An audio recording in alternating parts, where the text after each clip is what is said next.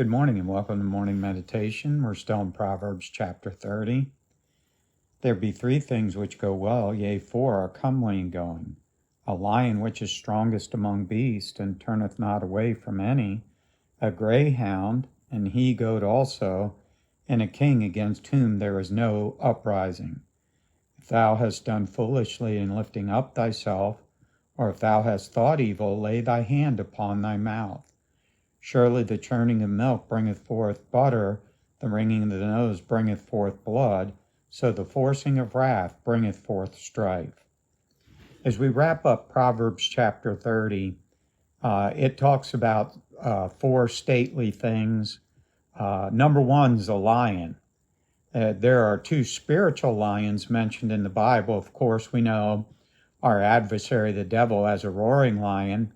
But many people forget in Revelations, Jesus is referred to as the Lion of the tribe of Judah. We have a lion in our corner that can overtake any lion the world has to offer. A king against whom there is no uprising. Each one of us have an opportunity to influence other people, not to rule over them, not to lord over them, but to teach them, to help them. Parents, when we correct our children, it's not to punish them, but it is to help them understand they need to respond correctly to God. Proverbs is so full of good information for parents and teaching, but not only that, for Christians understanding, hey, one day you are going to bow your knee before the King of Kings. Why not start now? Bow your knee before the King of Kings every morning. Bow your knee before the King of Kings when it comes to surrender. Surrender our lives. I want to encourage you. You are not going to be a blessed Christian unless you learn to surrender to the King of Kings. And then, of course, Proverbs chapter 30 ends up with some strong admonitions. Hey, it says, if we've done foolishly, if we think evil, lay your hand upon your mouth. That verse just really popped out at me when I was looking at this for a morning devotion.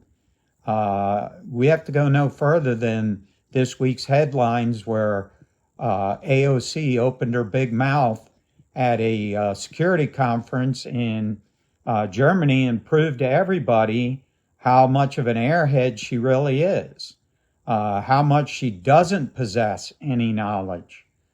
Be careful what comes out of our mouths. Let's make sure that we're not bragging about things that we have no facts to back up. I love the story of Moses. He was humble, a meek leader, and Aaron and Miriam spoke against Moses. Was Moses doing what was right? Well, he absolutely was not doing something right when he married the woman he did. But when Miriam and Aaron criticized him and said, hey, we're just as equal to him, God judged Miriam and Aaron for that. Hey, Christian, let's be careful not to be a judger of judges, a critic of a critic, a caller out of the person who calls other people out, because we're just taking their place and doing the same thing they're doing. Let God weigh things out. God said he'll reward the evil, he'll recompense, he'll take care of it, and I just happen to believe that God does that. And last of all, it says the forcing of wrath bringeth forth strife. Proverbs chapter 15, verse 1, a soft answer turneth away wrath, but grievous words stir up anger. You know, as you study through the Bible, you will see examples of anger that absolutely destroyed their own lives. Cain and Esau come to the top of my list. You'll see people who had an opportunity to be angry, but they did not pursue that anger. Joseph could have been angry with everything that happened, but he said, God meant it for good, you meant it for evil.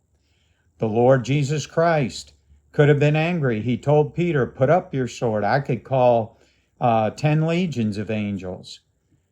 But we ought to follow the Lord's example, follow the other examples here, and let's be a good testimony, not only to ourselves, the people we influence, but the world around us.